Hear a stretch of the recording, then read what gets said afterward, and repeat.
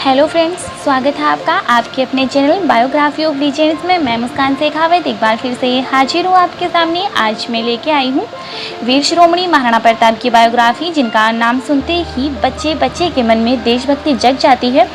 प्रताप वो योद्धा थे जिसने अपनी सुख सुविधाओं से ऊपर अपनी स्वाधीनता को रखा। वह वन वन भटके, घास की रोटी तक खाई, राजमहल का वैभव त्याग कर जमीन पर सोए। तो शुरू करते हैं प्रेरणा से भरपूर भारत के वीर पुत्र महाराणा प्रताप की बायोग्राफी। महाराणा प्रताप कहते थे कि ये संसार कर्म वीरों की ही सुनता है, अतः अपने कर्म के मार्ग पर अडिग और प्रशस्त रहो। महाराणा प्रताप के बारे में एक कहावत राजस्थान में बहुत प्रचलित है, जो ये है कि माइड एड़ो पूत जन जेड़ा राणा प्रताप, अकबर सूतो ओज के जाने सिराने सांप। इस कहावत के जरिए राजस्थान की जो माताएं हैं उन्हें कहा जाता है कि अगर आप पुत्र को जन्म दो तो राणा प्रताप जैसे पुत्र को जन्म दो। महाराणा प्रताप के जो पूरा नाम है वो है प्रताप सिंह सिसोदिया।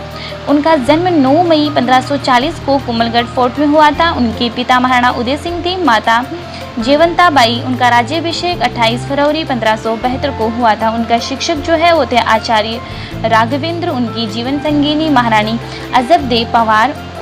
उनके सहित उनकी कुल 11 शादियाँ हुई थी।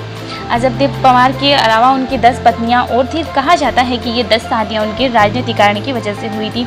अजबदेव पवार से उन्हें कालांतर में एक पुत्र प्राप्त हुआ, जिनका नाम अमर सिंह था। अमर सिंह भगवान दास सहित महाराणा प्रताप के 17 पुत्र थे। महाराणा प्रताप का जो सबसे प्रिय घोड़ा था उसका नाम था चेतक। महाराणा प्रताप का निधन 19 जनवरी 1597 को 56 वर्ष की आयु में चावड़ में हुआ था। जगमाल सिंह जो है महाराणा प्रताप के छोटे भाई थे। भटियानी रानी के पुत्र थे ये। जगमाल सिंह जो है उदय सिंह का अपनी समस्त रानियों में से भटियानी रानी पर सर्वाधिक प्रेम था। इसी कारण उन्होंने भटियानी रानी के पुत्र जगमाल सिंह को प्रताप सिंह पर वरीयता प्रदान कर अपना उत्तराधिकारी घोषित कर दिया था। अपने प्रताप सिंह ज्येष्ठ पुत्र होने के कारण स्वाभाविक उत्तराधिकारी थे। जो महाराणा उदय सिंह है उनका सबसे ज़्यादा प्रेम अपनी भटियानी रानी यानी कि जो भटियानी बाई थी धीर बाई उन पे था, जिसकी वजह से प्रताप को युवराज घोषित करने के बाद भी राजा उन्होंने जगमाल को बनाया और जगमाल को राजा घोषित कर दिया। जबकि प्रताप ज्येष्ठ पुत्र थे तो और जनता भी प्रताप को ही चाहती थी। देखते हैं प्रताप का प्रथम राज्याभिषेक 28 फरवरी 1572 में गोगुंदा में हुआ, लेकिन विधि विधान स्वरूप राणा प्रताप का द्वितीय राज्याभिषेक 1572 में ही कुंभलगढ़ दुर्ग में हुआ। दूसरे राज्याभिषेक में जोधपुर का राठौड़ शासक रावचंद्र सेन उपस्थित थे। महाराणा प्रताप को अकबर ने जो है वो कई बार संधि प्रस्ताव भेजे कि अगर प्रताप अधीनता स्वीकार कर लेते हैं तो उनको समस्त राजसी वैभव दिया जाएगा, उनको मेवाड़ दे दिया जाएगा, उनको आधा राज्य दे दिया जाएगा और सारी सुख सुविधाएं उनको दी जाएगी। ऐसा जो है बादशाह अकबर ने प्रताप को संधि प्रस्ताव भेजे। उसके तहत कहा कि अगर प्रताप मेरी संधि स्वीकार कर लेता है, अगर मुगलों की अधीनता स्वीकार कर लेता है तो उससे कुछ भी नहीं छीना जाएगा, बस एक बार अधीनता स्वीकार कर। लेकिन प्रताप ने कभी उनकी अधीनता स्वीकार नहीं की थी। तो देखते हैं कि प्रताप ने किन किन को भेजा था अपने संधि प्रस्ताव देके। देखते हैं बादशाह अकबर द्वारा भेजे गए संधि प्रस्ताव जो महाराणा प्रताप ने अस्वीकार कर दिए थे। सबसे पहले उन्होंने भेजा था जलाल खां कोरजी को 1572 में उन्होंने भेजा। जलाल खां कोरजी को 1572 में भेजा, जिसको महाराणा प्रताप ने अस्वीकार कर दिया था। मान सिंह को भेजा था 1573 में। कहा जाता है कि जब मान सिंह को ये प्रस्ताव देके जब अकबर ने भेजा था महाराणा प्रताप के पास, तो महाराणा प्रताप ने उनके साथ खाना खाने से इनकार कर दिया था। कहा था कि जब मान सिंह राजपूत होते हुए भी जब वो मुगलों के साथ रहते हैं, मुगलों के साथ वैवाहिक संबंध स्थापित किए हैं, तो उन्होंने इनके साथ खाना खाने से मना किया और पेट दर्द का बहाना बनाकर ही उठ के चले गए थे। भगवान दास जो तीसरे वो शख्स थे जिनको अकबर ने भेजा था संधि प्रस्ताव देके प्रताप के लिए 1573 ईस्वी में। टोडरमल जो है वो 1573 ईस्वी में दिसंबर में आए थे महाराणा प्रताप के पास संधि प्रस्ताव लेके कि मुगलों की अधीनता स्वीकार कर ली जाए, लेकिन प्रताप ने वो अधीनता स्वीकार नहीं की।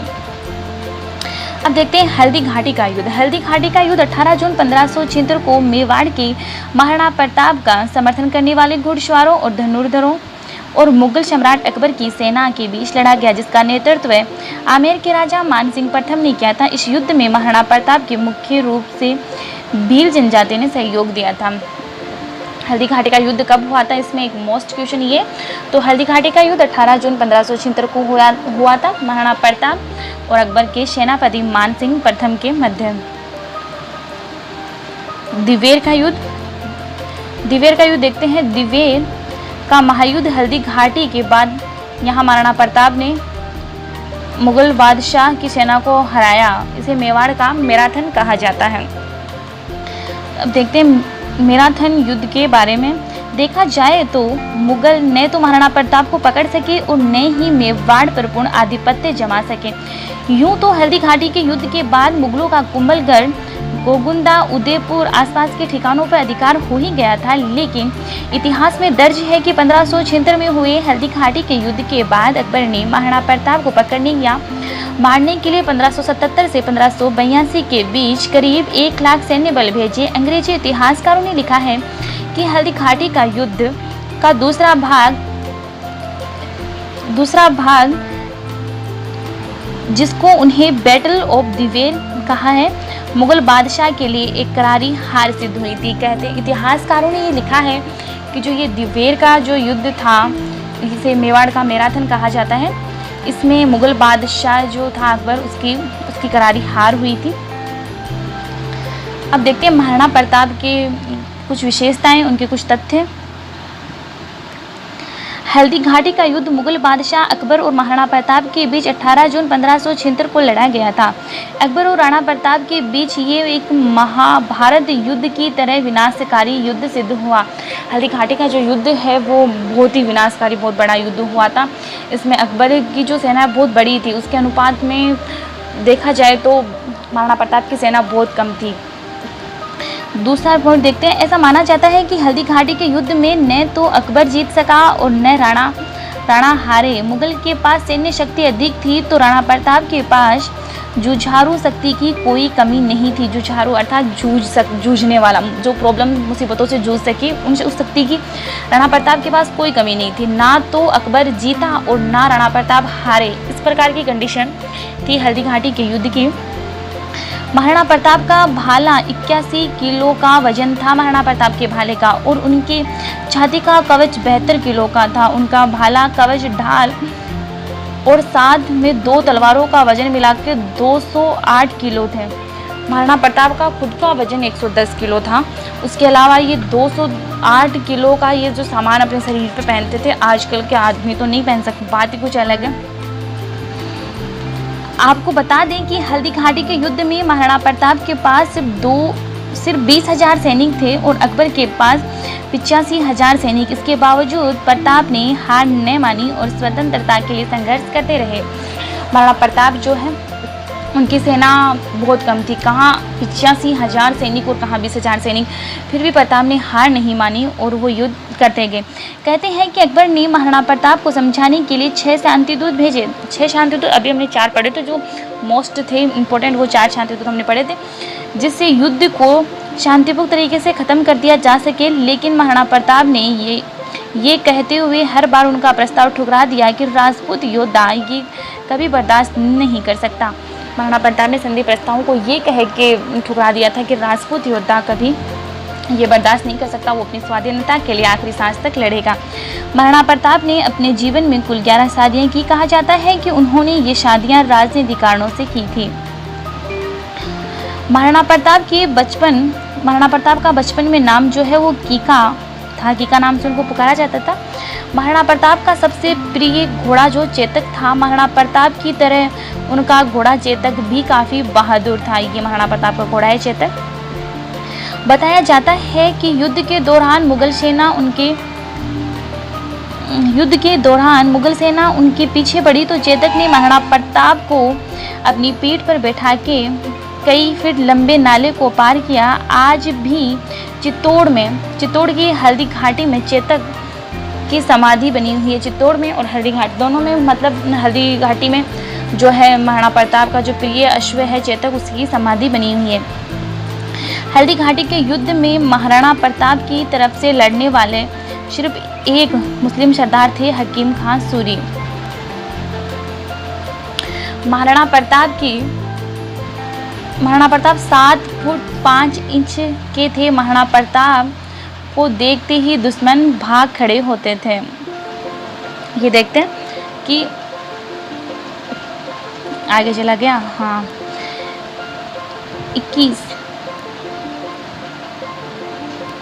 महाराणा प्रताप जो है, उनके जो मित्र थे वो थे भामाशाह।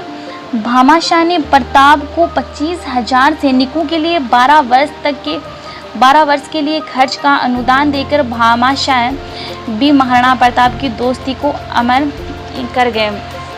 भामाशाह जो थे वो महाराणा प्रताप के मित्र थे। उन्होंने 25,000 सैनिकों को 12 वर्ष तक उनके रहने का, खाने पीने का बंदोबस्त हो सके इतना दान महाराणा प्रताप को उन्होंने दिया था। दानवीर कर्ण के नाम से महाराणा प्रताप राजस्थान में प्रसिद्ध। महाराणा प्रताप के ये जो स्मारक है ये राजस्थान के अनेक स्थानों पर बने हुए हैं, हल्दी घाटी, चावंड, चित्तौड़। महाराणा प्रताप के विचारों में देखते हैं, उनका कहना था कि समय इतना बलवान होता है कि एक राजा को घास की रोटी तक खिला सकता है, ये प्रताप कहते थे। जब महाराणा प्रताप अकबर से उनका युद्ध चल रहा था तब वो वन भटके थे और कहते हैं कि अजबदेव ने घास की रोटी बनाई थी। तब घास की रोटी बनाई तो एक जंगली जो जानवर होता है वो घास की रोटी लेके भाग गया था, तो अमर सिंह रोने लग गए थे। तो कहते हैं कि भाई उस समय अकबर को इतना क्रोध आया था, अकबर को इतना क्रोध आ रखा था महाराणा प्रताप के कि वो अधीनता स्वीकार नहीं कर रहे थे उनकी। तब इधर महाराणा प्रताप परेशान थे कि उन्होंने जो घास की रोटी भी बनाई थी अपने बेटे के लिए वो भी एक जंगली जानवर लेके चला गया। तो महाराणा प्रताप ने सोचा कि मैं अकबर की अधीनता स्वीकार कर लेता हूँ। तो उन्होंने एक पत्र लिखा महाराणा प्रताप को, जिसे उसमें उधर से एक वीर योद्धा था जिन्होंने महाराणा प्रताप को कहा कि कभी भी जो है हाथी जो है कभी भी कुत्ते जैसा नहीं हो सकता, तो आप प्रताप की अधीनता स्वीकार नहीं कर सकते। जो राजस्थान में पीतल पातल के नाम से ये रचना प्रसिद्ध है, जो महाराणा प्रताप में प्रेरणा जगाती है, फिर से उन्हें सोया हुआ उनका जो स्वाभिमान है उन्हें जगाती है। ये पीतल पातल की रचना जो राजस्थान में बहुत प्रसिद्ध है। ये महाराणा प्रताप की एक बार कहते हैं कि अमर सिंह है, एक बार उनको मुगल औरतों को एक बार बंदी बना के ले आते हैं, तो महाराणा प्रताप औरतों का बहुत सम्मान करते थे, उन्हें सम्मान सहित उन्हें वापस लौटा दिया था। ये महाराणा प्रताप की चंद पंक्तियाँ हैं जो हम देखते हैं।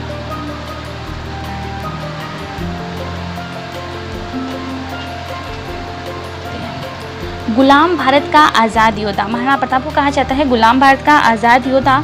मस्तक झुकाए ना झुका, चेतक रुकाए ना रुका, जो घास की रोटियां खाकर लड़े वो आप थे, जो नाक कटवाकर जिए राजा यूं तो लाखों हुए, जो शान ऊंची कर गए वो महाराणा प्रताप थे।